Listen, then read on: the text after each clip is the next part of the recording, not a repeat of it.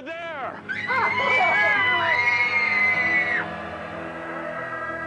I know what it is.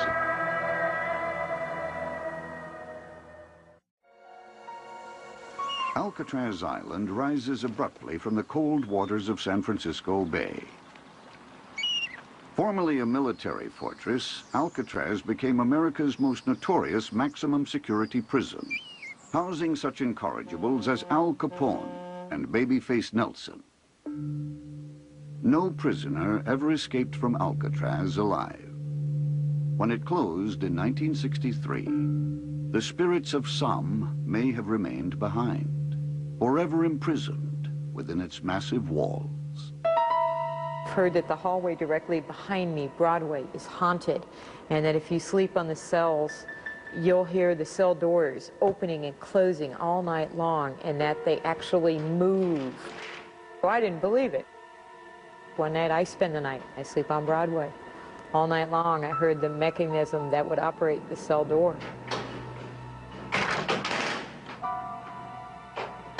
And one security guard told us that he was patrolling.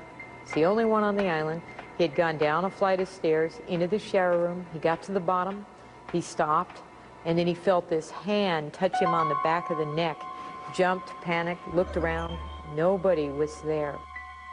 We would have fun greeting him for the next couple of weeks. You walk up behind him quietly and put a hand on him, and hair would go straight up. Cell Block D held the prison hospital and served as an isolation unit for prisoners like the Birdman of Alcatraz, Robert Stroud, whose cell, many say, is haunted. There have been ghosts seen, there have been mediums that have been up in the hospital and had seances and heard voices, had the presence of a spirit. There is also hydrotherapy, a room where they put people into the bathtubs.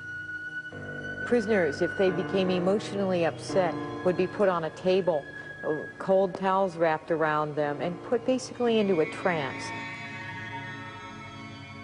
No prisoner was ever executed at Alcatraz, though there were 8 murders and 5 suicides. Still, unexplained events continue to take place.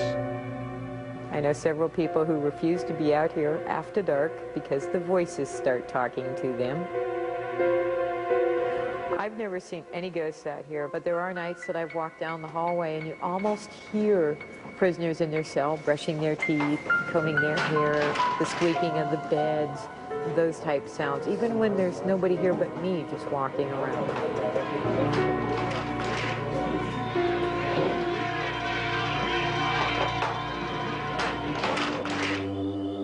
How and why does a place become haunted? And if ghosts exist, why? These questions have been asked, but never answered. In San Jose, California, visiting ghosts must navigate through a Victorian mansion, built according to blueprints received from the spirit world.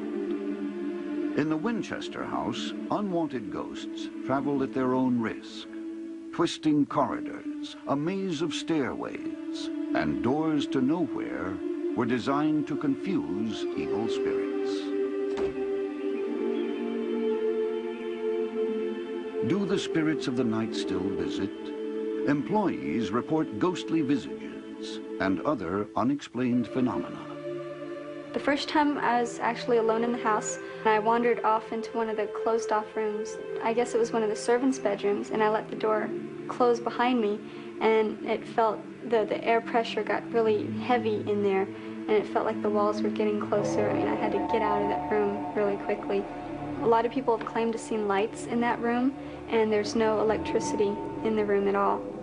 And I hear, you know, footsteps and creaking boards and whisperings whenever I'm cleaning in the house or whenever I close in the house, and there's nobody in the house when we're closing it. The mansion was built by Sarah Winchester, heir to the Winchester firearms fortune. William Winchester. William. When a Boston medium informed Sarah that the deaths of her husband and only child were brought about by evil spirits slain by Winchester rifles, she was advised to head west. In California, Sarah transformed a simple farmhouse into a mansion for the spirit world. Here, she was safe. For as long as Sarah kept building, she would be protected from vengeful spirits. For 38 years, 24 hours a day, construction continued, even after losing 3 stories to the San Francisco earthquake in 1906. Today, the house sprawls over 6 acres of landscaped grounds. It contains 160 rooms, 47 fireplaces, 13 bathrooms, 52 skylights, and nearly 10,000 windows. Tiffany glass, rare woods, and other building materials of the highest quality were used extensively, adding to building costs that totaled nearly $5.5 million when construction ended after Sarah's death in 1922. Midnight until 2 a.m. were the ghosting hours at the Winchester house. During this time, Sarah contacted the spirit world for guidance. We've had some seances in the past where we've had different psychics come in and conduct a seance to see if they could raise the spirits of either Sarah Winchester or anybody else who was involved in the construction of the house. And we've had a couple of psychics say that there are spirits in the house, 3 spirits to be exact. There was a seance held a few years back inside the Daisy bedroom, and from what I've heard, a woman named Antoinette May and another man were staying alone in the house that night. And about late in the evening, the woman started to hear organ music coming from outside of the Daisy bedroom where they were staying. Well, the man didn't hear it. That is until he opened the door to the Daisy bedroom. And when he opened the door, he could hear it, only she couldn't hear it anymore. They closed the door for good, and that apparently disgruntled the spirits, as the next thing you knew, the floor was shaking very violently in the Daisy bedroom. The next morning, there were no reports of an earthquake, but there were 2 broken keys on the pipe organ down here in the Grand Ballroom. Some believe Sarah Winchester still haunts the house. The tour guide had said he came in to the room where Mrs. Winchester died, and he noticed there was an indent in a pillow. And he flipped the pillow back up, and he came back a little while later with a tour, and the indent was back in the pillow. For Sarah, the Blue Room was the soul of the mansion. Here she made contact with the spirit world. No one ever entered the room while Sarah lived. Some believe it's still a doorway for visitors from another dimension.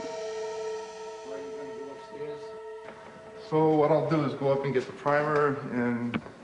we were coming to work, and we were talking about what we were going to be doing. Skylight.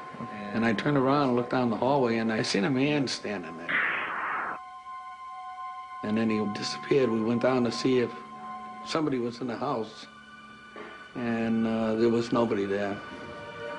I never believed in spirits or ghosts or anything. Yeah, so, I didn't either. But I do have a belief now that there is something in this house.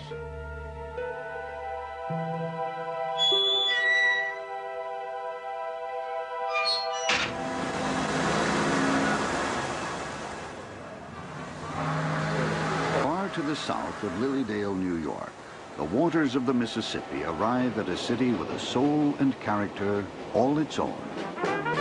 New Orleans is a place where time seems to stand still, where the past mixes with the present, the living with the dead.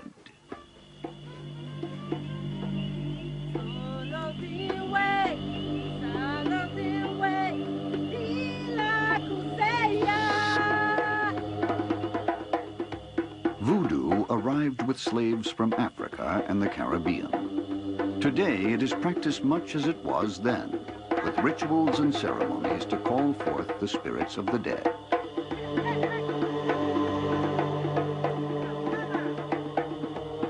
A frequent guest is the spirit of Marie Laveau, the feared and respected queen of voodoo. Marie was said to be over 100 years old when she died, and as beautiful as ever. Today, her grave has become a shrine to her many followers, who pay homage by leaving small gifts and strange markings on her tombstone. A few minutes from the French Quarter is the Southern Nights Bed and Breakfast, the site of a series of paranormal occurrences. There were such strange things that went on when I first bought the house. I would hear sounds and whispers and voices. My housekeeper, my son, would come to me and say, "Did you call me?" And I hadn't. When we first moved in here, that's when I first started to notice the first strange occurrences.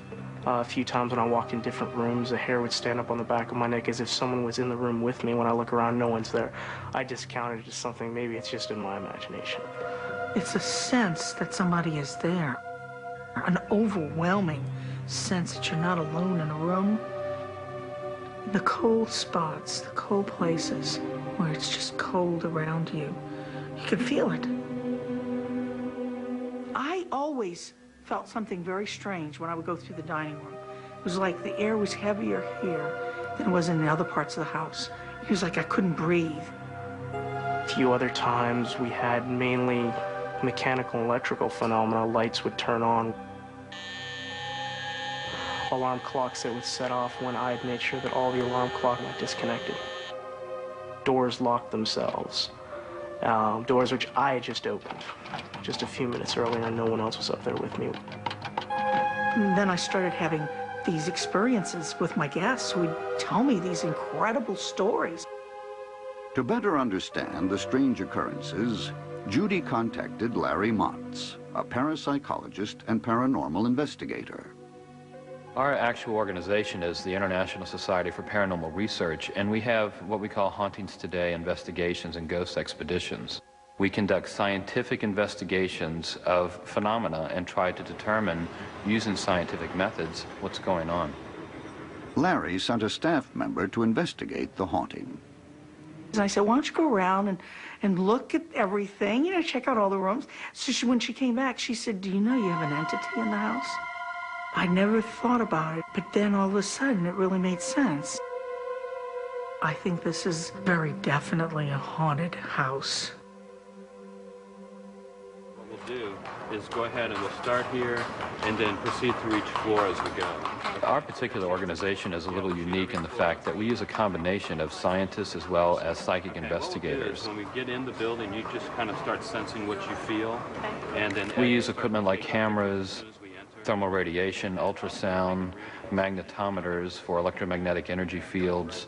Any device that we feel can maybe detect some type of phenomena. We have conducted numerous investigations in haunted hotels, just like the Bourbon Orleans Hotel here in the French Quarter in New Orleans. There have been people walking by this particular guest room suite and have heard a little girl crying. Hotel managers proceed to go up there, knock on the door, no answer, walk in, no one's there. The cook that used to work in the kitchen would be working at night, especially the third floor. He said you'd hear voices at night, people talking, things going across the room. He actually the lights went out one night and got slapped across the face and left a handprint on his face. He left and did not come back. Actually, I've even had guests come to the front desk and tell me that in the middle of the night they were woken and heard the water running and got up and actually saw the water running, turned it off, got back in the bed, and have it happen 2 and 3 times during the night. We talked about doing an investigation, and it was very much encouraged by the hotel, and that was when the people from Hauntings Today decided to come in and do the investigation. But when we first entered the property, of course, the psychic said that they were definitely feeling energy that was a little unusual as we walked in. I get energy's impression up here, and then mostly from the front. The psychic investigators that we use, what they do is they actually give us additional information in a site. Scientifically, we can go in and detect at times different types of phenomena that might be occurring, but we can't tell you who the entity is or what's going on or what the entity looks like and so on, where the psychic investigative team has that ability. I get the impression that this staircase is older, probably original to the building. This one. As we proceeded to the ballroom area, we were able to get a number of unusual electromagnetic energy readings, as well as cold spots, which are pretty common to a haunting. And we also experienced some poltergeist activity with one of the chandeliers that actually started to move. Colder than we Yeah, do you feel that? Let's get a temperature reading. The paranormal phenomena may be related to the hotel's rich and varied past. At different times, it was the home of St. Mary's Academy, St. John's Orphanage, and the famous Orleans Ballroom. Psychically, one of the team members actually saw residual images of dances and balls that had taken place there in the past. My information comes a lot of different ways. Sometimes I hear words, sometimes I'll feel emotions. Also, I use what's called the third eye, so a lot of times when I'm doing investigations, you'll see me with my eyes closed. What I'm doing is I'm kind of scouting the area for different energy and disruptions. Okay, I feel like there's somebody watching us, somebody behind us, this way. Okay, get shots of that.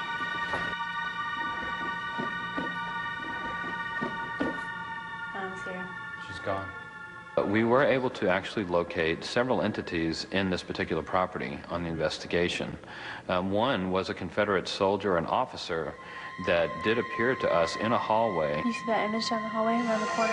Yeah, and let's go. We kind of chased down the hallway, but weren't able to find him after that.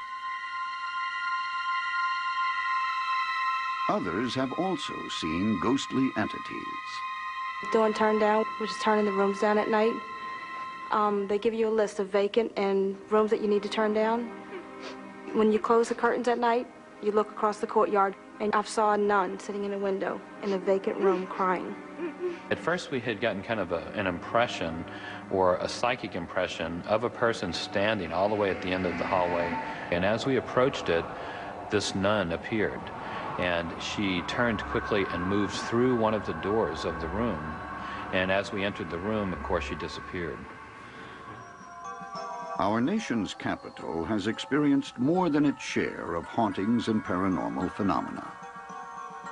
One of the reasons Washington is so fascinating as a haunted city is not only because of all the power that's been involved, past and present, and the forces, if you will, but also the people who have verified these sightings. Presidents and first ladies have seen ghosts, congressmen and senators. The most dramatic case was Her Imperial Majesty Queen Wilhelmina of the Netherlands. She was visiting the president, and she was put in the Lincoln bedroom. Very, very late at night, she heard a knocking at the door, and there stood Abraham Lincoln. Even the U.S. Capitol is believed to be haunted. When President Garfield was assassinated, it was after a long and spectacular trial of the assassin Charles Guiteau. And a guard going through the rotunda suddenly thought he saw Guiteau walking through there, and he gave chase. And suddenly he stopped and realized, wait a minute, Guiteau was executed last week, and the ghost disappeared. The most haunted room in the Capitol is said to be Statuary Hall, once the chamber of the House of Representatives. Visitors report hearing the voice of John Quincy Adams passionately debating the issues of the day. And former guards claim that late one night, the statues came to life and danced a ghostly minuet. But the most alarming story is of a demonic cat who appears in the sub-basement of the Capitol near the tomb built for George Washington. The cat's appearance has foreshadowed national tragedies like the death of FDR in 1945 and the assassination of John F. Kennedy in 1963.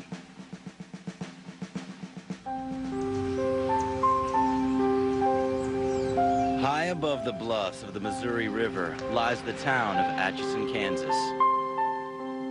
It is the birthplace of Amelia Earhart.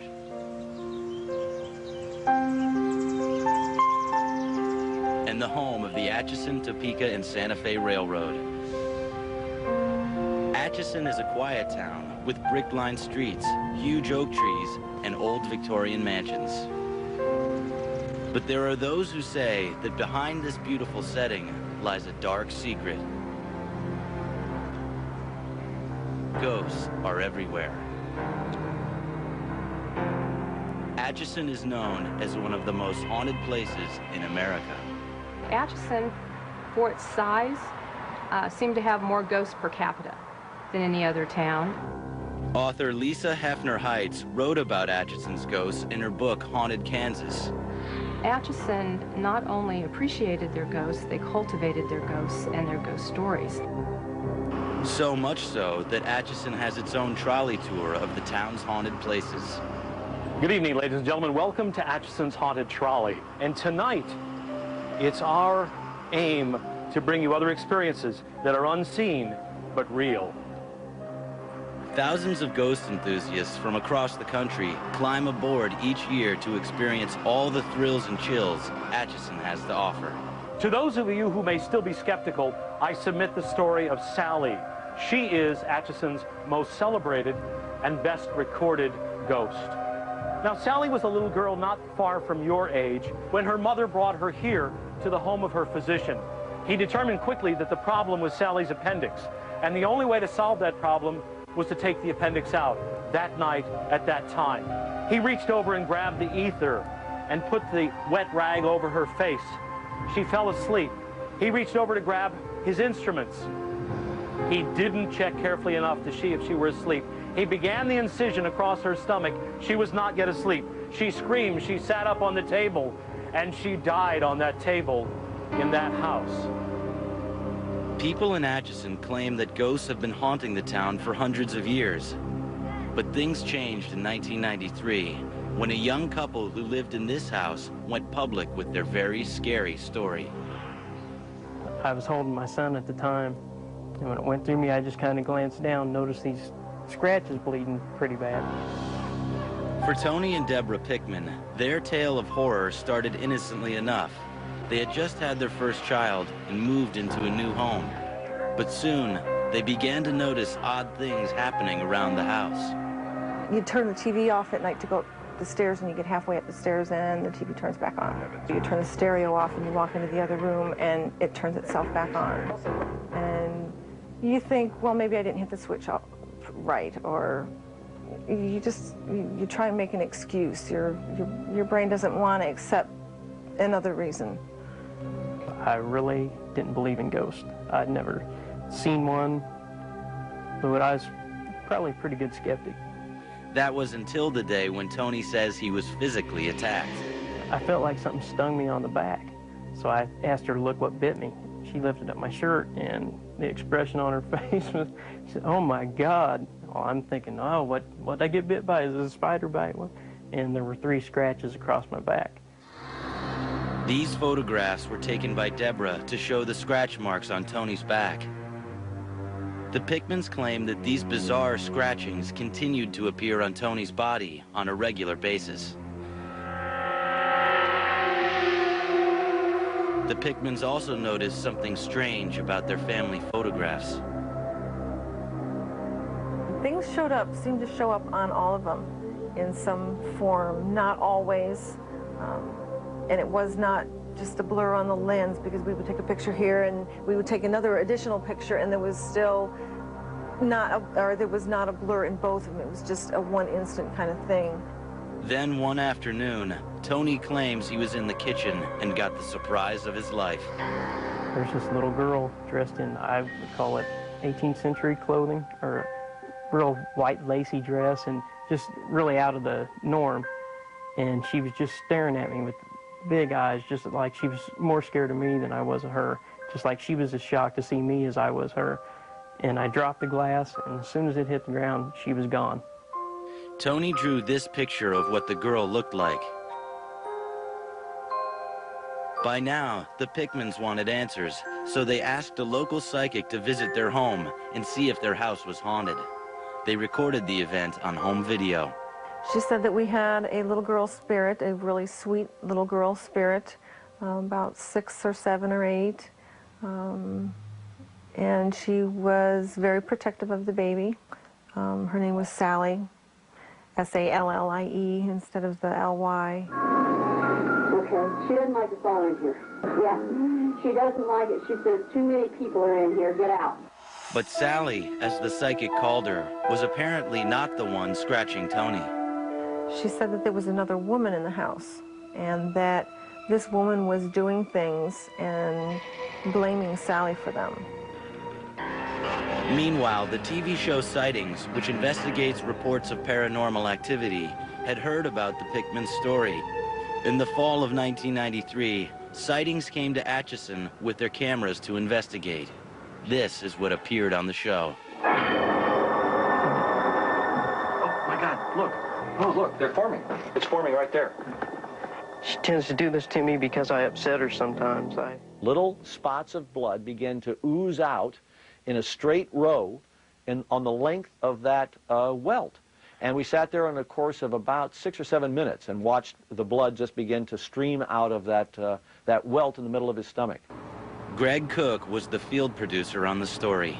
It was a very spontaneous moment that nobody expected, and there was a rather shocking and horrific reaction to looking over and seeing this. Sightings visited the Pickmans' home on several occasions. Each time, Tony developed unexplained scratch marks on his body. They would stay anywhere from a day to 2 or 3 days, and he would come out worse for wear. To the point when we'd hear they were coming or call to ask, we'd be like, oh man, I don't know if I can take another visit because things just seem to get worse. The program never manufactured anything. We were very careful to make sure that this was covered from all angles. We set up multiple cameras in the room to try to watch every movement, every possibility of any kind of sleight of hand that may have been going on. And we never found any piece of tape that revealed anything other than what we saw happening before our eyes. When the show finally aired, the Pickmans' secret was out, and they became the talk of the town. Everybody's like, oh, come on, where'd you come up with this story at? But as time went on and more people came over to the house and they were hearing stories from more and more people, and it got a little bit more believable. And some people just don't know what to think. They don't know whether to believe you. They're curious, lots of questions. But in the back of their minds, they're thinking, there's no possible way. But for the Pickmans, it was real. After living in the house for almost 2 years, the Pickmans decided they had enough and left. Since then, Tony reports that he hasn't been scratched by a ghost again, nor has anyone else who has lived in the Sally house reported being scratched. Our next stop is Benedictine College. In 1858, the college opened. The monks have lived here ever since, and they opened this building in 1893. And for almost 35 years, they lived and died in this building. And this academic year, there have been reports, once again, of sightings of ghosts and spirits and sounds of them, probably the restless old monks. At Benedictine College, a local university founded by monks in 1858, students are convinced their sacred halls are haunted. People hear pounding all the time in that building, and no one knows what it is. After I began telling other people about my experiences, other people began telling me legends and lore that went along with this building. Farrell Hall was built in 1895 as the Monks' Abbey. It sat boarded up for more than 30 years before it was renovated and reopened as the new freshman dorm. But when students moved in, they got more of an orientation than they bargained for. Sometimes at night we would hear this loud banging, and we just thought that it was the people next door. They thought it was us. Candace Doonan says she got the fright of her life one night when she was staying in her room alone. I was really scared, and so I got my friend from the hall, and I'm like, okay, we're gonna look under the beds, go in the closet. I just want to have peace of mind so I sleep at night. So shut the closet doors. I went to bed, turned the lights off, went to bed, locked my door, and I slept right next to the door. And the next morning, my alarm goes off. I turn over, shut it off, turn back over, and I'm like, oh my gosh. And both of my closet doors were just flung wide open, and the lights were on, and I was just like, they weren't like cracked, they were like flung open. So that really, really scared me, and I moved out as soon as I could, and I haven't been in that room since. I won't go in there. For Chris Carey, the trouble in his room started late one night during orientation week. His roommates hadn't arrived yet. I heard what sounded like somebody walking up and down the wall directly connecting with the lounge. So it really freaked me out. So I got up real quietly, snuck to the wall where it was walking. This noise sounded as if somebody was walking very slowly. As I moved towards the door, the footsteps mimicked where I was outside, and it would move with me or after I moved. And at this point, the noise continued around the corner and was standing directly outside of my door, and it sounded like something was breathing outside of my door. It sounded what I would call a Darth Vader-like breathing. And at this point, the hairs on the back of my neck completely stood on end. And I had no idea what to do. I got real hot. You know, I didn't know if I was going to have to jump out the window or run down the hall. So just by instinct, I flipped the light on. And as soon as I did, the breathing stopped. In disbelief, Chris invited 2 friends to his room the next night to check things out.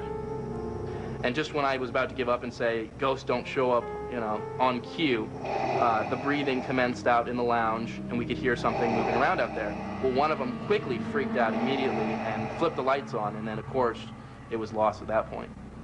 Chris eventually had his room blessed by a priest and says he never heard from his mysterious roommate again. I really wish that, in a lot of ways, I hadn't had my room blessed, just to see, you know, if maybe the ghost and I could chill sometime on a Friday night. Looking at many of the old homes, it's easy to see how people might think they're haunted. Take this house, for instance. One look might send you running. This beautiful home is arguably the most spectacular and the most mysterious in Atchison. It's the Bailey Wagner home. Bailey Wagner was a prominent local attorney in the mid-19th century. The story goes that he attributed his success in life to a pact he made with the devil. It's also been said that the second owner of the house fell to his death after trying to remove the gargoyles. Although there's no proof, it does make for a good story. All of a sudden the stereo or the lights would just flick on in the middle of the night. It just, you know, we don't know if that was just the energy that the 3 of us girls being teenagers and all the same age, it could have been like a kinetic energy, but, you know, strange things like that would happen all the time. But the family just assumed it was the result of old faulty wiring. Then, one night, Leslie got the fright of her life. I was about 12 years old, and I was in my room, and in the hall was a backlight of the hall light being on, and it was very dark in my room, and I looked up, and there was this entity standing, looking inside the door. I thought, okay, I'm having a dream, but I closed my eyes and I looked again, and there it was. I remember seeing it as a shadow. It wasn't, you know, there were no features. It was just a silhouette of a person, and I looked so briefly because it scared me. When I screamed for my mother, the entity was no longer there. Her mother told her it was just a bad dream. But then, a few years later, when Leslie and her sisters were home alone, they got another big surprise. We were in high school, and we had just come home from events of that evening, and we heard this really loud bang. Like, I liken the sound to a suitcase falling down the stairs. Boom, boom, boom, boom. And we both ran out and met each other at the staircase and looked up, and there was nothing there. The noise was coming from the attic, but when they went up to investigate, there was nothing there except an eerie silence. They never heard us, they were just there. And we just sort of learned to live with it. We were young, so we were able to do that. According to the British Society for Psychical Research, the 13th most haunted place on Earth is Athens, Ohio.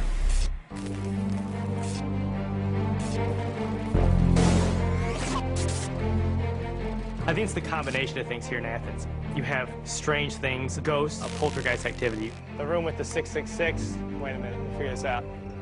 Yeah, spooky cemetery. You throw in a crying angel, a haunted mental health center, residence halls that have ghostly inhabitants walking the halls at night, and you end up with a pretty spooky but pretty special place. I can't name one person I know on campus, and I know quite a few people that haven't had some experience or know someone that's had an experience. I've met a couple people that have felt very uncomfortable here from the start and said that they will never ever set foot in Athens, Ohio again. You'll be surprised how many people call you and say, oh, you won't believe what's going on in our hall right now. The Spook File is a collection of newspaper and eyewitness accounts of unexplained events in Athens.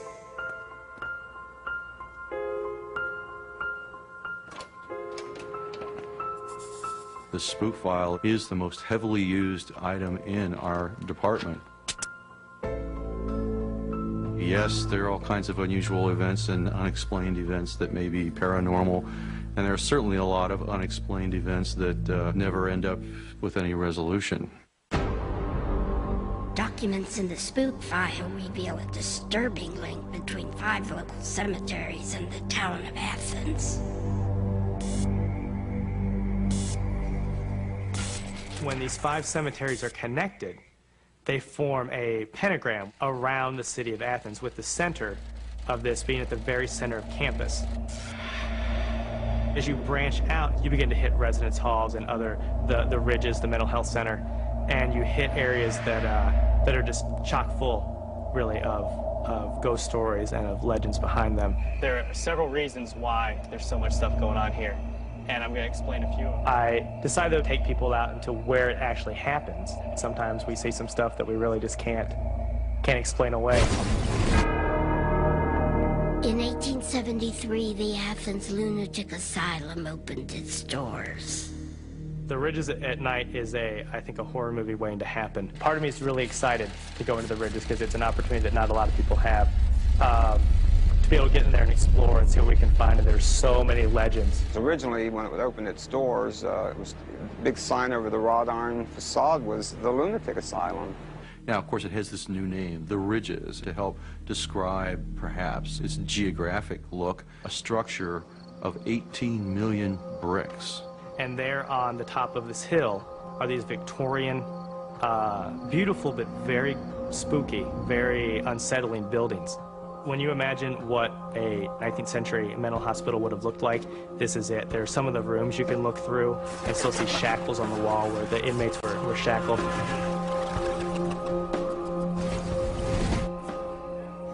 Okay, now you're in the basement of Building 18. Everything's connected by either the basements or tunnels, which you see the tunnel going through down at the end of it there. Oh, look at this. New patients, records 1943, 1945, 46, 48. The asylum was a regular stop for a physician who conducted extreme medical procedures. He was known as Dr. Lobotomy. He would travel around the country in a station wagon and his little tools, you know, his ice picks. And this guy could do up to 20 lobotomies a day because it would only take 30, 40 seconds to run that ice pick through somebody's temple and spin it around a little bit and destroy their frontal lobes. And then off he'd go.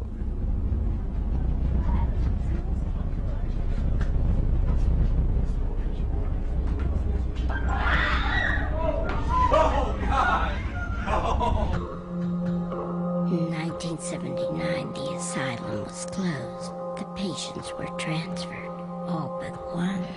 A woman disappeared. They searched the institution 3 times, couldn't find her anywhere. The family had missed her and inquired as to where she was.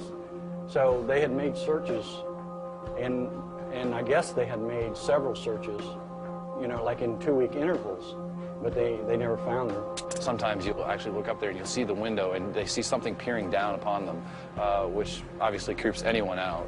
Many people report an apparition. And in this one window, you could just barely see a presence.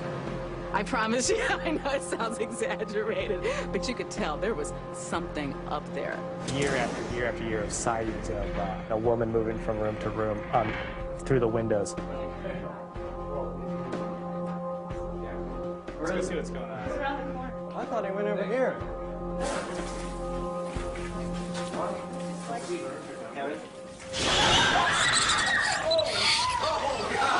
Bats are not fun. When the missing woman's body was eventually found, it had left a bizarre imprint. And she come over, possibly, to look out the window. Maybe to see somebody to yell for help.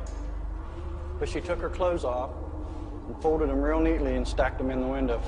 And then she laid down here.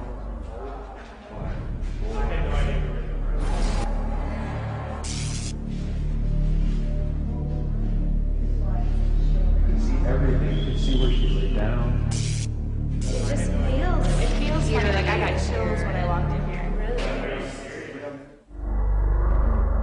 In 1981, a student who touched the stain claimed the dead woman's spirit followed her back to her dorm room. One night she was asleep.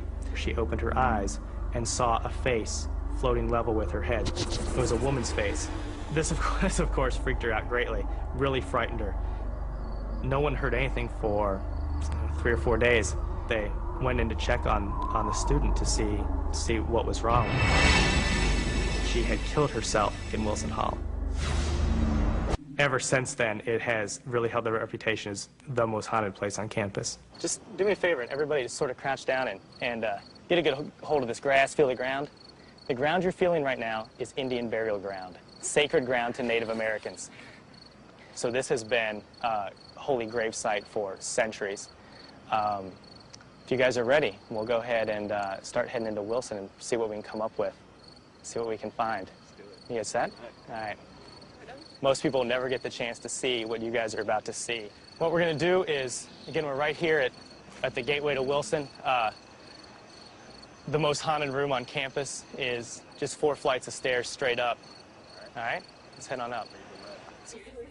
Like I said, 4 flights right up here. We've had several students with a lot of what I've heard referred to as like a psychic slap in the face, where you walk into a place and you're hit by something that makes your hair stand on edge and puts you in a really uneasy state. Creepy building in It is, you're absolutely right. Right here through this door is pretty much right where it happens. This is the hallway where most of the ghostly activity is centered. You guys ready? Yeah.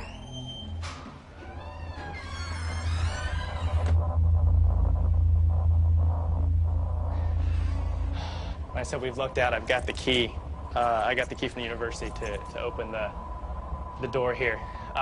Come on up here, and I'll show you guys something on the door, and then we'll fill you in on the story a little bit more.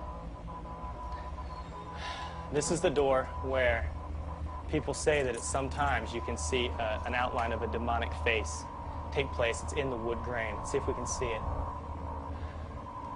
It's a little... Yeah, right here. See the eyes?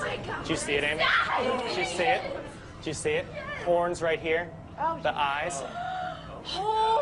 It's right there. Right there. Here's the story. There was a student. She was into practicing the black arts, whether it was some sort of perverted witchcraft or demonic worship, we don't know. But very soon after she moved in, people on the floor began witnessing very strange phenomena. At night, they would hear chanting coming from within the room, chanting and strange, guttural, growling sounds. Books would fall off of bookshelves, brushes would fly across the room, doors would slam themselves shut with no wind. Following that point, that night of terror where no one could sleep, they didn't hear from her again. 3 or 4 days later, the RA, the resident assistant, became concerned and keyed into the room to find that she had committed suicide. But before she had done that, she had smeared symbols and words all over the walls in her own blood. After that, the university cleaned up the room, and the students, new students moved in the next year. But sure enough, they weren't in the room but a few days when things began to move. Doors would slam, drawers would open and shut, and right there on the wall, that red blood began to seep through coat after coat of paint. And that happened no matter how many times they painted it over. Eventually, no one would live in the room. So it was turned into a boiler room that we're going to see. We're going in, okay? We're going to go on in. Okay. Come on in. Come on in.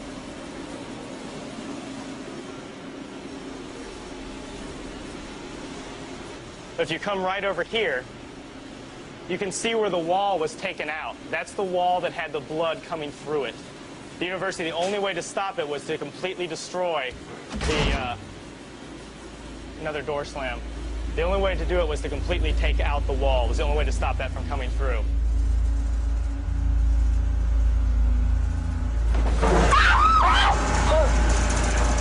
Can we go? Oh, it's just a board. It's a board. It's a board. Okay. All right. Do you guys want to go? Do you want to get out of here? All right. Let's go. I agree. Yeah. Yeah. Let's get. Yeah. Yeah. Let's get out of here.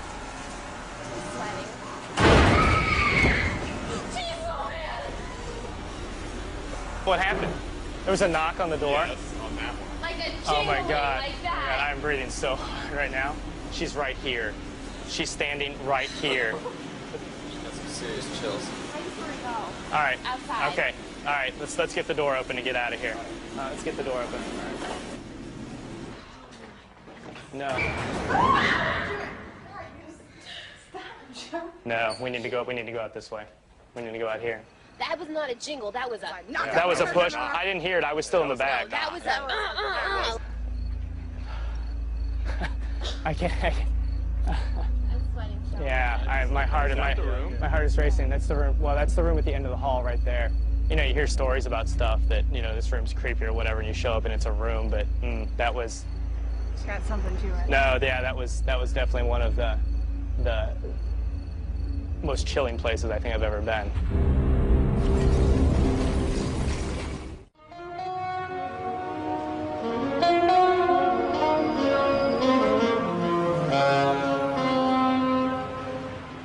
Paris, France, a city of stunning beauty and light.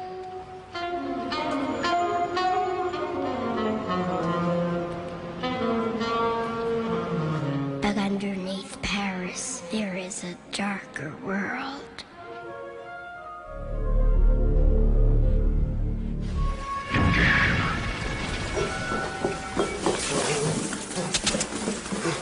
Below the city lies a labyrinth of ancient tunnels and mass graves known as the catacombs.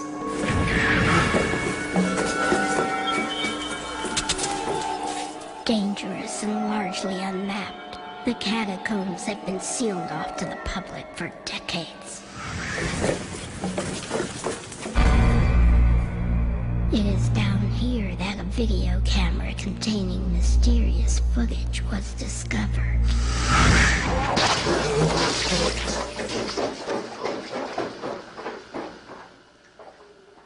This video camera was found deep in the catacombs. It was picked up by a catacomb explorer, some of the people who wandered down there. It was given to me. I looked at the tape. It's very bizarre.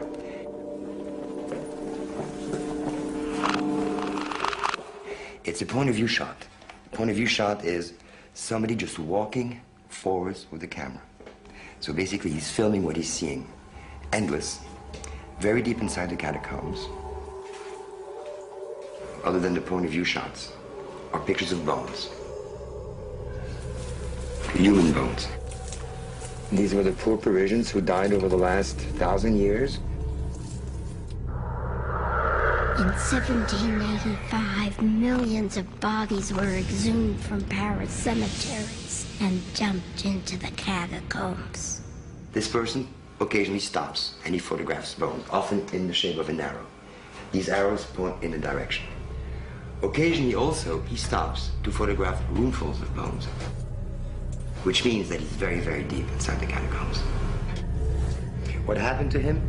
Nobody knows. Filmmaker Francis Friedland was determined to solve the mystery of the Lost Catacombs Explorer.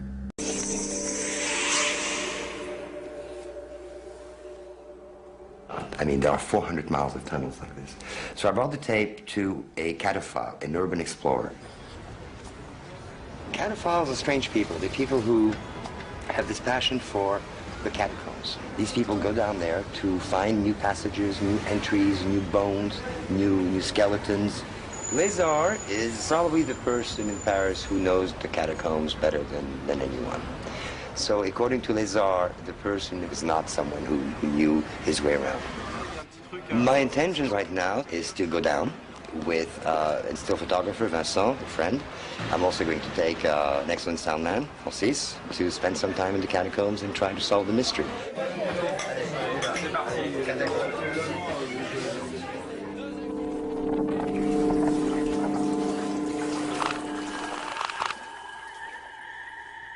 There are ways to match things up, to try to identify where this person was in the catacombs.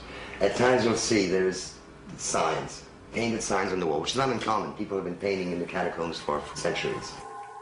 So it is possible with these paintings that we may be able to retrace an itinerary to some extent.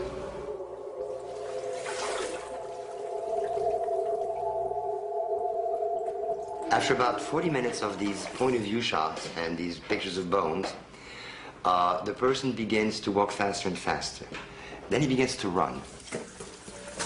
We hear his breathing get louder and louder, as though something was scaring him. He's frightened, he's frightened. Occasionally he stops, perhaps to try to decide which way to run among all the many different corridors. He's running faster and faster and faster, deeper and deeper into the catacombs. And all of a sudden, he drops the camera. The camera just drops on the ground and keeps rolling. And you see his feet just run away.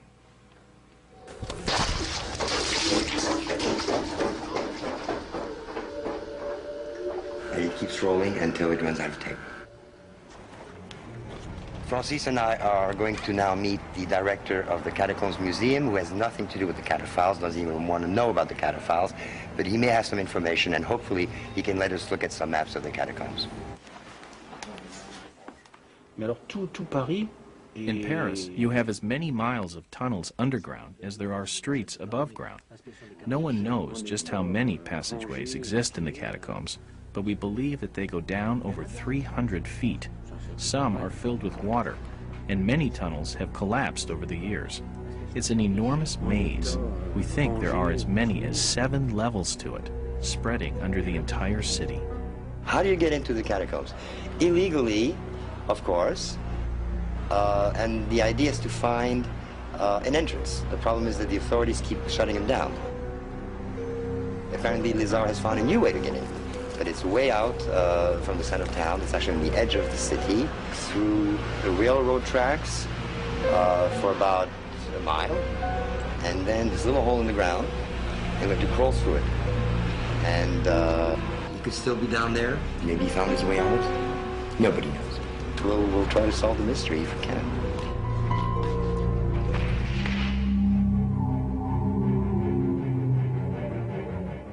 This videographer, he could still be down there. Maybe he found his way out. Nobody knows. My intentions now, as I've seen the tape, is to go down there, to try to find out what happened. So we'll try to solve the mystery if we can. So the trick is to watch not only your feet, but your head. I have never been very deep into the catacombs before. Very few people have. I don't know what to expect. Already when you enter the catacombs, the first few hundred yards are already scary. You have to crawl. You can bump your head. It's pitch black. As you're walking, you trip upon rocks, holes. You can fall pretty deep. There are 400 miles of tunnels within the catacombs. Many of these passages lead to lower levels.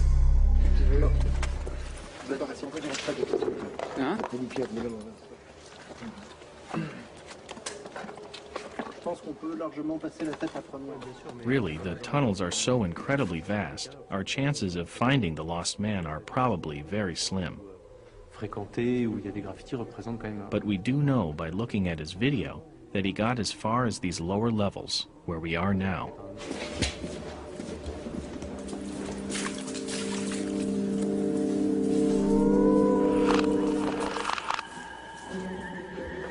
Is it okay?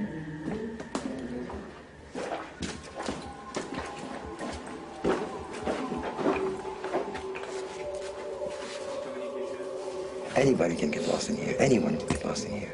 I mean, imagine just running out of batteries on your flashlight. You're dead. You're dead. It's true. I mean, just look at this. You lose your flashlight. What happens? You're finished. We're dead.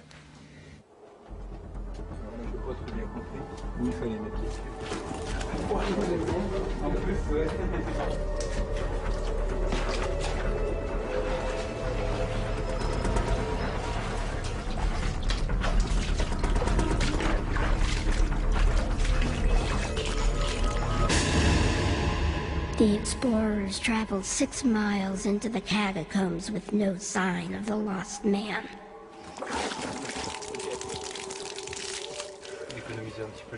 This is my own opinion, but this is far too deep for an amateur to be messing around. He must have lost his way down some passage and died.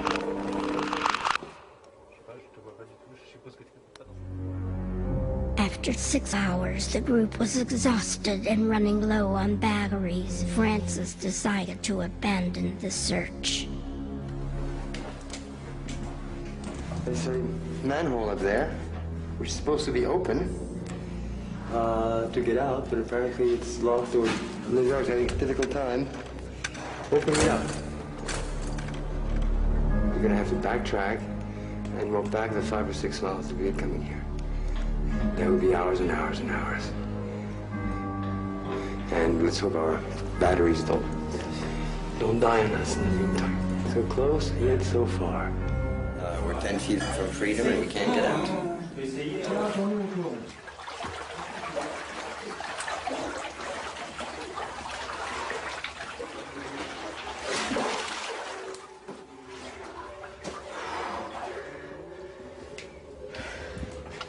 It's about 60 feet from here to the street. Well, it looks like a manhole.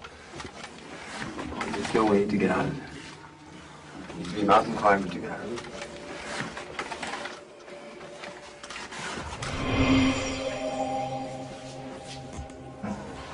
I think I saw this on the tape.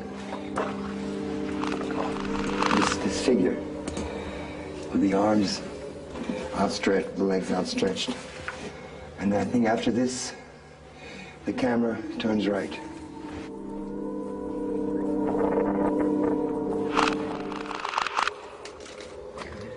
Donc là, on va passer sur un passage de...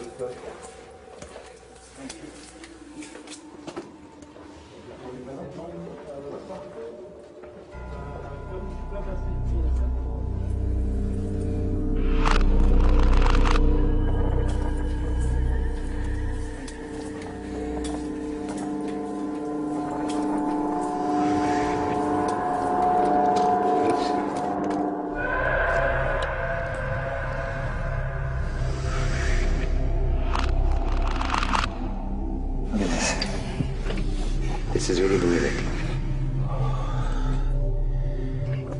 There's a lot of bones. I'm standing on dozens of corpses, just walking on them. You can't see the bottom. I don't even know how deep this is. You could be walking on thousands of corpses here. Look how deep this thing goes. It looks like the killing fields.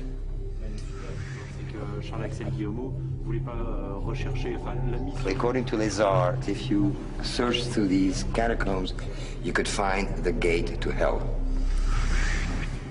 Perhaps this person found it by accident.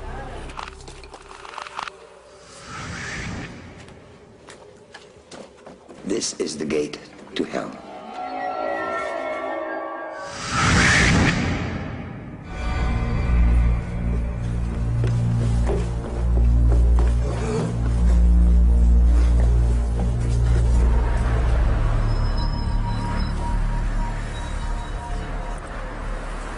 Hours underground. I'm sorry that I got my buddies involved in this. It's very tough. We didn't solve the mystery. I don't think anyone ever will. There's too many miles of tunnels in there. But we'll never understand what frightened whoever it was that dropped the stake.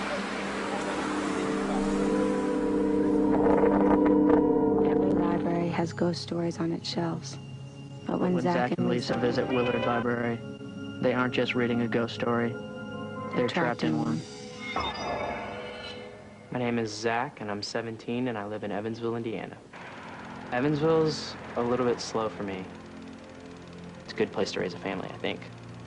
It's not a good place if you're 17 and looking for excitement. Evansville is very small, but it's a good small. It's the right size. I think everybody in Evansville knows about the ghost at Willard Library to some extent. Everybody knows something. Everybody knows something about the Lady in Gray. I don't believe in ghosts. I kind of have to see it to believe it, or it's not the truth for me. Zach doesn't believe in ghosts, and I do, and that's just the difference of opinions.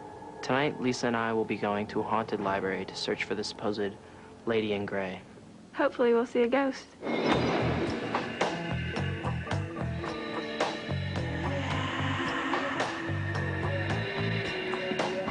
Local myth has it that the Willard Library is haunted by Lady in Gray. There have been literally hundreds of sightings and encounters and feelings. Anyone that has said they have seen her, she's always dressed in gray. They believe Lady in Gray is Louise Carpenter, the daughter of Willard Carpenter. He was a great philanthropist and did a wonderful thing when he built this library, but he was especially miserly when it concerned his family. When Mr. Carpenter passed away, he left his fortune to support the library. I think she was pretty bitter. Probably died pretty unhappy. I would, at least. The Lady in Gray was first sighted in 1937 by the library janitor. He encountered a woman, and he could see right through her. He shined his flashlight right through her. Since I've been here, I've had a few unexplained experiences here at the library, ranging from thinking you hear footsteps when there's nobody else in the room, to strange things happening with the books. Books being rearranged, books jumping off shelves.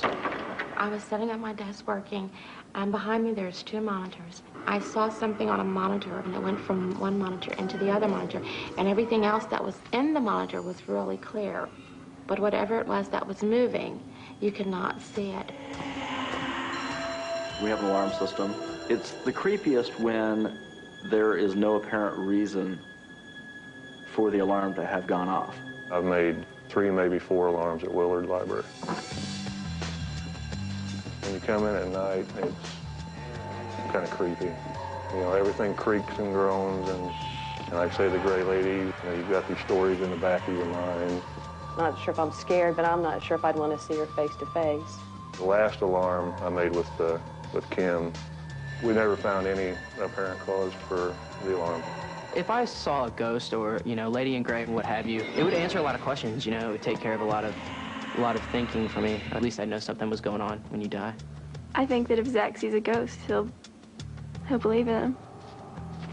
Zach and I are going to the Willard Library and meet Tim Hart. I've investigated the Willard Library 3 times. Every time that I've been here, I get something on the static fields, something paranormal or anomalous.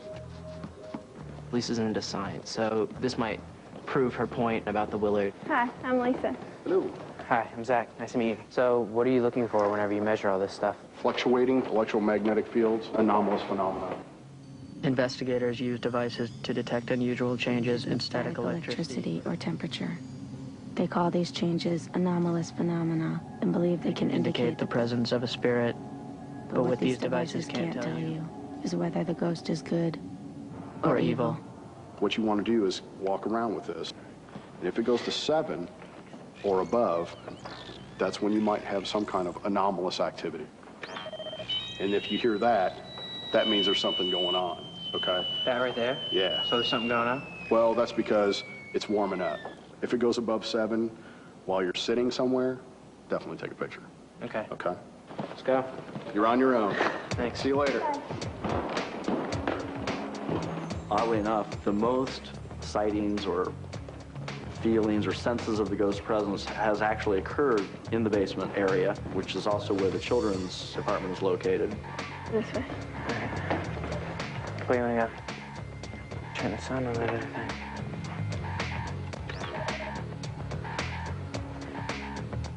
We go around this way.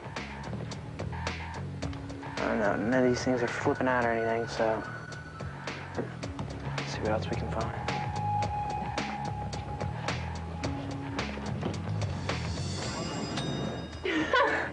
That scared the heck out of me.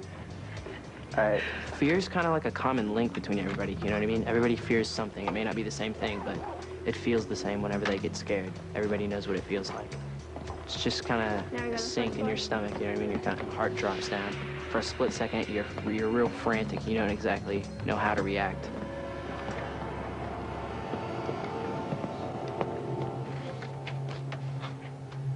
So we went upstairs, and we searched around the genealogy room for a little bit. The meters are reading 0. And Lisa and I decided that we were going to split up. You got your walkie-talkie? All right. Got it. All right, just turn it on. Yell at me if you need anything. This thing's kind of fun. Take that.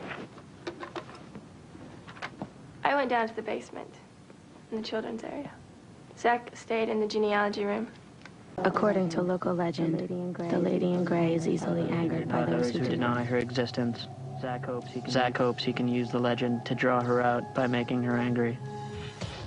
There's nothing in this library.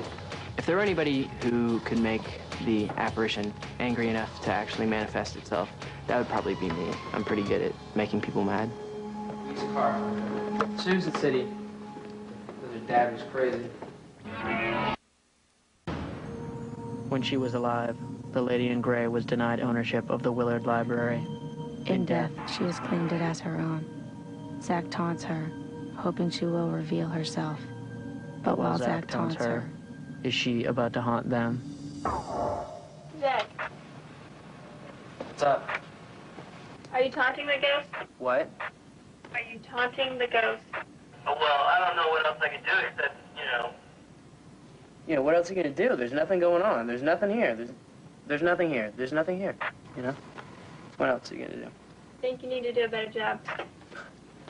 I guess I'll, see if I can't work a little bit harder. I don't know, man. I'm not feeling it. I'm telling you, there's nothing in this building at all. What's that noise? You know what it is? It's the library and really bored. That's what this is. Librarians get really, really, really bored, and so they gotta start dreaming up stuff to do. And if the ghost isn't Louise Carpenter, it's a gentle ghost, so my coaxing or insulting wouldn't really do any good, you know what I mean?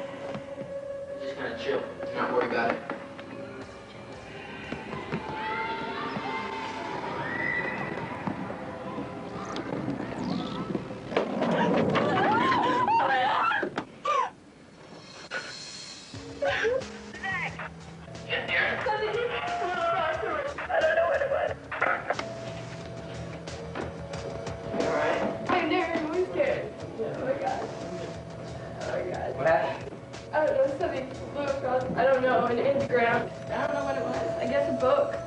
A book? Just random. Did you go over and check it out? You gonna go check it out? Go ahead. Alright, so let's go. Let's check this out.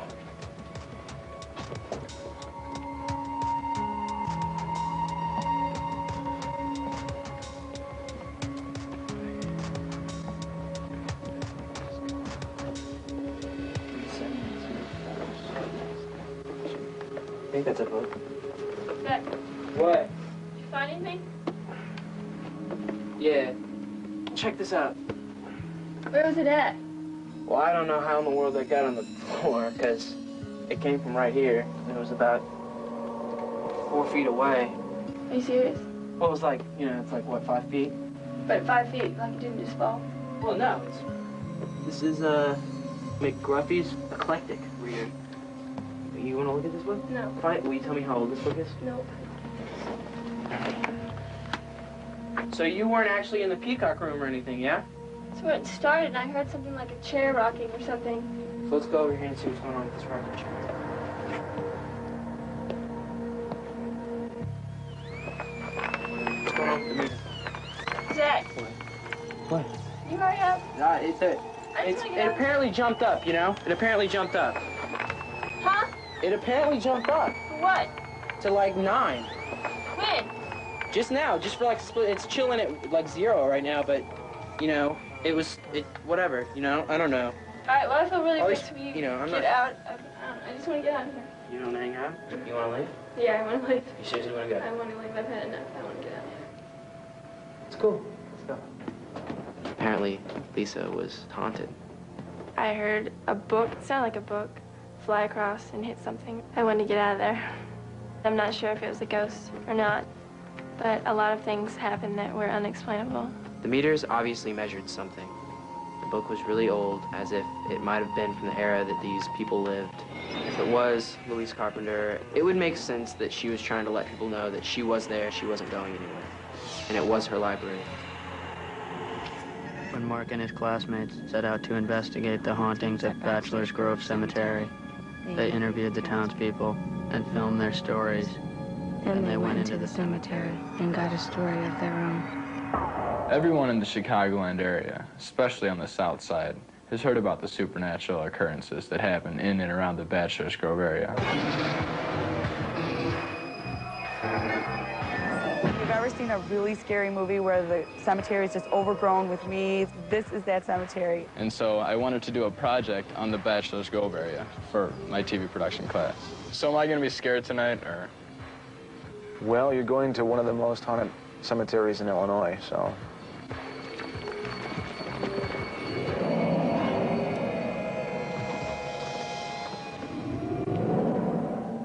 I'm Mark, and I live in Midlothian, Illinois, and go to Bremen High School.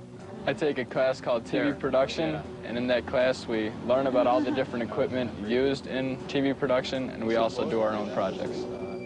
Midlothian is a beautiful suburb in the south of Chicago, and it's also home to one of the most haunted cemeteries in the nation, called Bachelor's Grove. I believe that it is haunted. I believe in that pretty much all the places that they say are haunted, I believe something happened there. There's floating orbs of blue light, disappearing farmhouses. Al Capone dumped a few bodies in the lagoon there. Bodies that were dumped into that lagoon kind of found a resting place in Bachelor's Grove Cemetery. And that's why I heard it's haunted.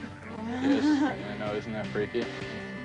Some people think in a small town that there's nothing really going on, but we have like this really haunted cemetery so close to us. I do believe in spirits and everything. I mean, it is a cemetery, so I mean, that's the place where stuff is going to happen most likely. And I think a video project is a good way to learn about it. Right there. I started off by going around town and asking the locals what they knew about the Grove. And they told me a lot of different stories, a lot of personal accounts, and a lot of stories that I've already heard. But it was all really interesting. Legend has it that there had been a farmhouse. Most people describe it as a larger home, very ominous looking. And as you approach this house, it starts to shrink away smaller and smaller and then disappears. A few of us went back there, and my brother Pat and another guy were standing back there, and out from the tree line came, I guess it'd be the caretaker of the house. He started screaming, him and the two guys he was with, because the caretaker was running after him. And they said they were throwing rocks, and the rocks just passing right through the caretaker. I talked to Monty, an expert ghost hunter. March of this year, me and my girlfriend had went out there, and we're in the pond area. This was an area where the mobsters that put their victims in the 1920s and 1930s. Well, directly over the pond, we saw a blue orb about the size of a mini basketball. Paranormal experts believe that orbs, the spots of light that sometimes appear on photographs, are spirits captured on film. I don't believe this to be any kind of lens flare, simply because there are no reflective surfaces. It was taken in a dark cemetery pretty late at night. And as well as these orbs that we pick up out at Bachelor's Grove, we also pick up fogs and mists that aren't normally seen with the eye as well. This happens to be a foggy night, and the fog is pretty consistent throughout the photo and literally showed up in every photograph that I took that night. If it was a foggy night, this would definitely show up in more photos. I spoke with a town historian to try and get a little more history on the Grove. In our collections at the Historical Society, we have a drawing of the cemetery, which helped us in our research to document the families and the individuals that are buried there. We found some 5 miles from the cemetery, a small child's stone from the cemetery. There is a story about a ghost woman. Sometimes it's a woman in white, and she leaves a fresh flower on a child's grave. There is some people that think that this infant, Emma, was the child's grave that the flower is being left at. There are a lot of stories, and a lot of them are very convincing. Even though I'd like to believe a lot of these legends, I won't believe anything until I see it. Rissa and Lisa entered the cemetery. The plan was to split up, to keep in constant communication, and to remain calm. Things didn't go as planned. Stories I've heard about Bachelor's Grove range from flying orbs to Al Capone's dead victims in the bottom of the pond to a house that you can't reach because it disappears once you get up close to it. There are a lot of stories, and I'd like to believe them all, but I need proof before I believe them for myself. You've never been to Bachelor's Grove before? I can't believe you live there. You've lived here all your life and you've never gone there. I've never been to the Grove myself. Why haven't you ever been there? I don't know, Are you scared? No, I'm not scared. I've never been to the Grove before because a lot of my friends are really afraid to go there. But I'm gonna go ahead and investigate it anyway. Then I met up with Larissa and Lisa. We made plans to sit in the Grove at night with our camcorders, videotaping, to to see if anything would show up on the videos. There's flowers in there. I think it's pretty. Where? Little flowers, like carved in. Oh, I thought you meant like fresh flowers. We saw a gravesite, and there was no flower laying on it. But then a few hours later, on the same gravesite, there was a flower laying there. There was nobody around there but us. Really new. Didn't we come down this one? Right, we didn't see that there. It looks pretty fresh. I just wonder if it's us not paying attention or if it's for real. That was the first time that we were really creeped out. You realize that right now we are like above the remains of people. I had a plan in my head about the investigation that night. Larsa and you and me will all like take like an area, and then we get an hour's worth of footage in. Is that cool? Well, Like what? Like what are you thinking?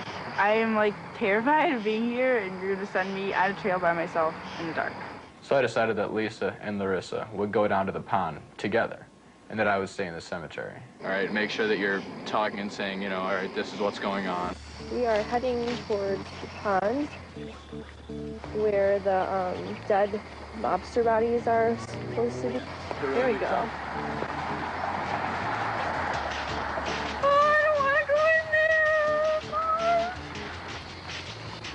What's going on here? This is good. Oh my god, there's the pond. Yeah. I almost walked right into it. Yeah, it's pretty close. Good luck. I'll see you in an hour. Okay, be careful. Bye. Be careful and do not go in the vanishing house, Mark! I had constant communications with the girls. Hello, you guys okay over there? We're over here camped out by the swamp, and we haven't really seen anything yet. It stays that way between you and me. And so it begins. Just starting this hour of me being by myself. Nothing so far. I'll keep you posted. This place is definitely out there, I'll tell you that much. I was filming the trees and the grave sites and everything that was around me when I was sitting, but I wasn't getting much of anything. Mark, we can see you from here. No, I can't see you guys, so I don't think you can see me. I don't know. I hear something. What do you hear? Like noises over the swamp, like something. Oh, I heard it. I'm serious. Wait, are you there? Hi, Mark, I'm here. What's going on? He thought she heard something by the pond, so we're checking it out. They figured that I was close by, so they weren't afraid. Honey, you're gonna be fine.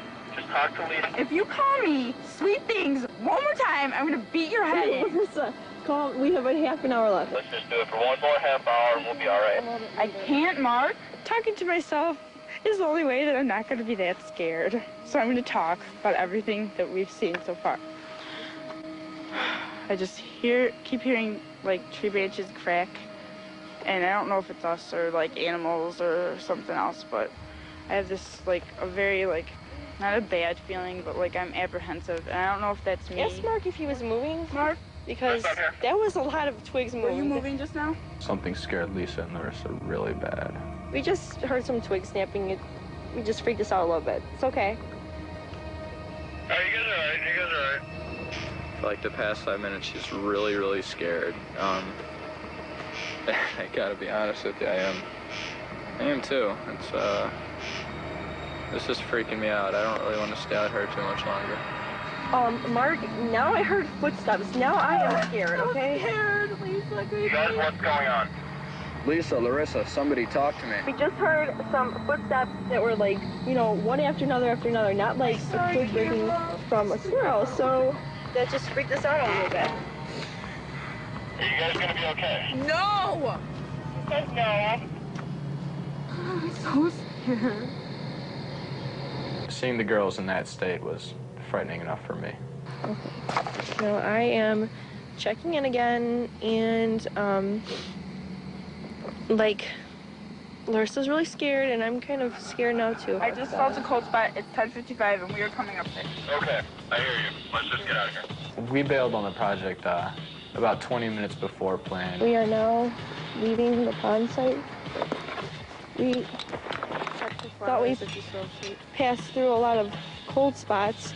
When we were coming from the pond area, we were walking past the pond up by the cemetery, and we felt a big difference of temperature coming from where we were at to the pond. So I don't know what that means, but we felt it. Wait a minute, hold up. You were over here or were you over there the whole time? What? Were you here the whole time? Or were you over there? Wait.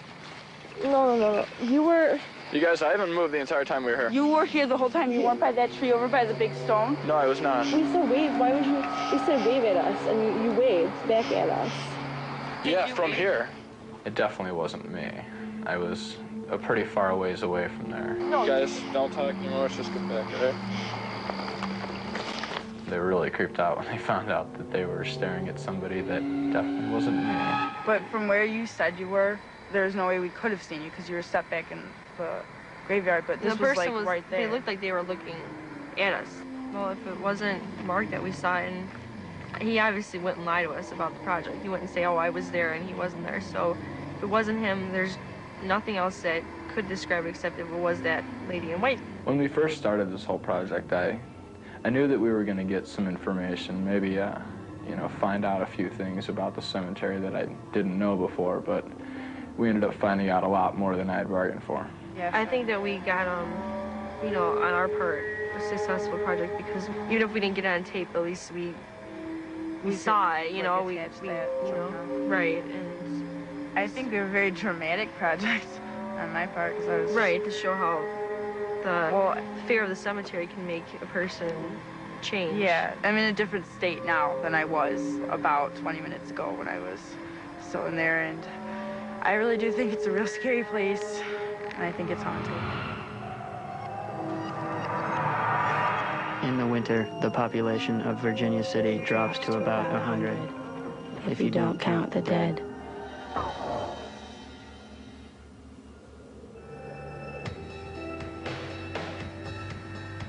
Virginia City is definitely haunted. Definitely, I think this town is haunted. The majority of people that have lived here have seen ghosts. There's been numerous sightings in Virginia City. I'm Jana, and I live in a haunted town. The whole place is haunted.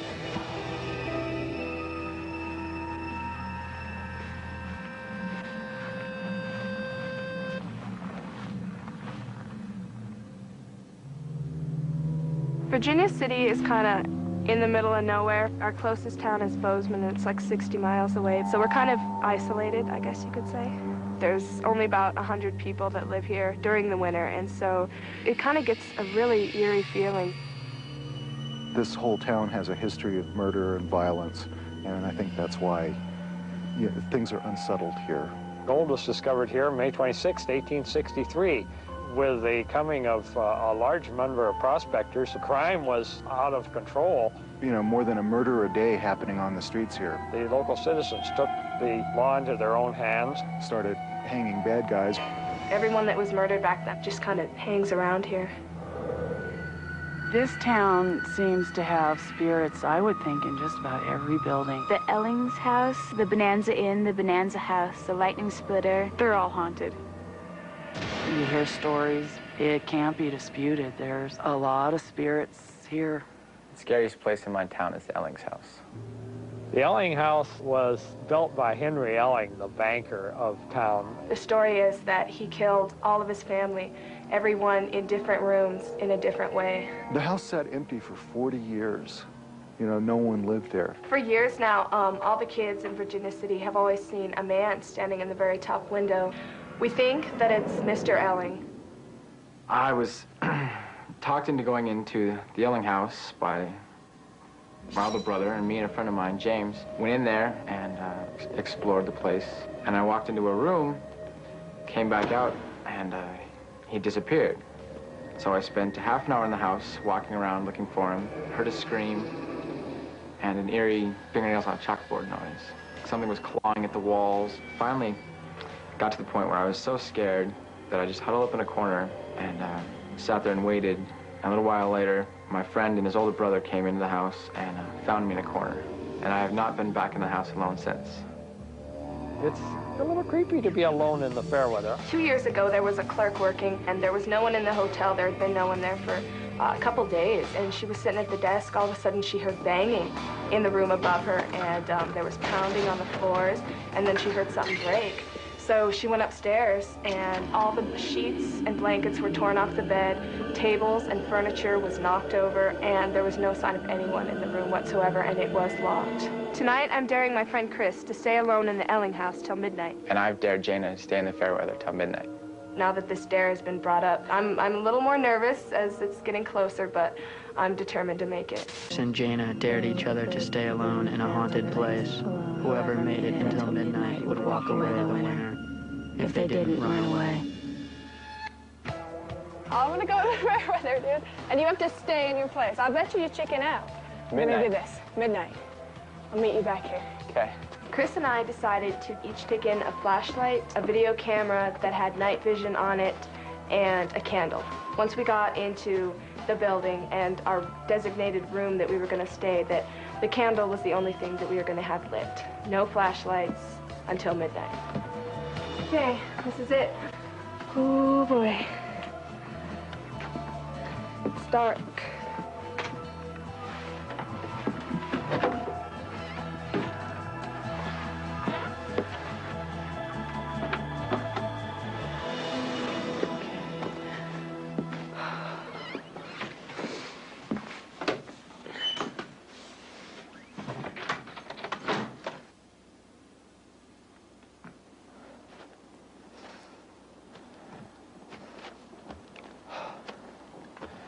For some reason, the second time going in this house is worse than the first.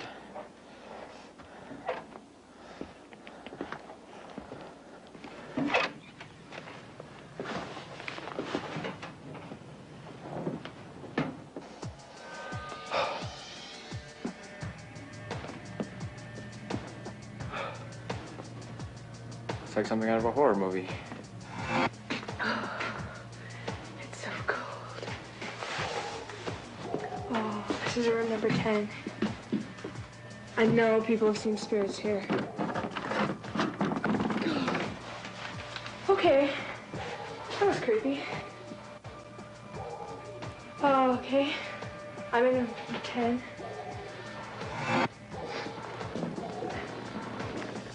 And this is, well, it's kind of covered up, but that's the window that Mr. Allen looks out, or his ghost looks out. Light my candle. Light. Okay, that was a light.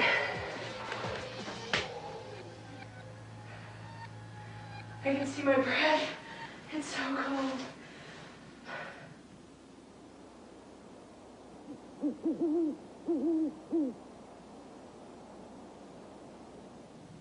Still in the same room, waiting for something to happen. Okay, I'm gonna watch my candle. I can't tell you how I'm feeling right now. Want to see something, don't want to see something. Let's check out the ceiling in this place. I look pretty cute. There wasn't much for them to do except wait for something to happen. Then suddenly, the waiting was over. For Jana.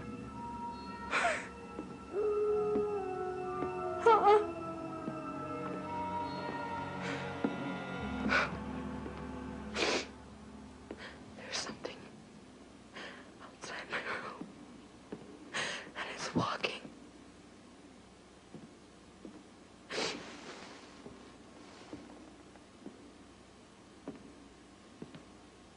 Oh.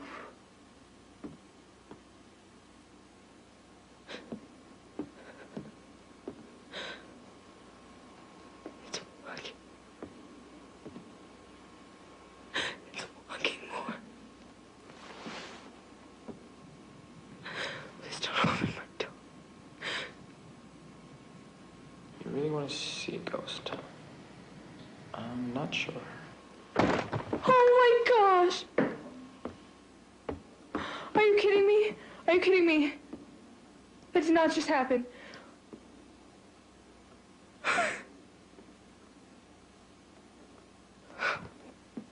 Wondering if it's going to come from behind, if it's going to come through the walls, or if it's just going to appear right in front of me. Please don't open my door. Please don't open. It's walking again.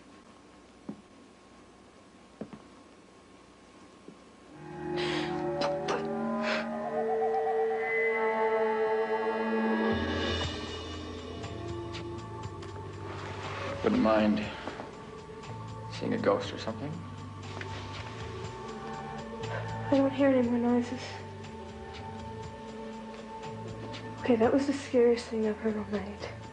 Kind of glad that nothing actually happened to me. Time's not up yet. Why is the time going so slow? It's like hours, hours.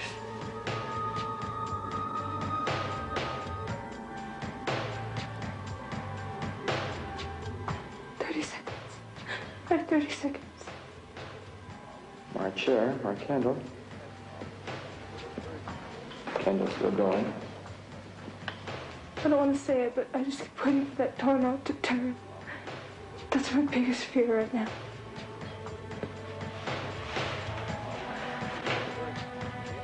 Ten seconds. 10 seconds.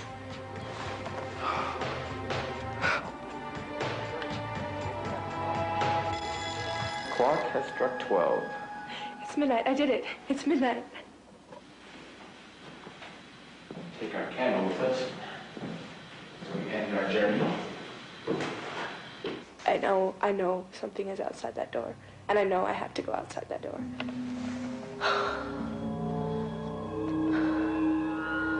Okay.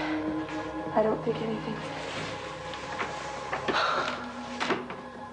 It's not...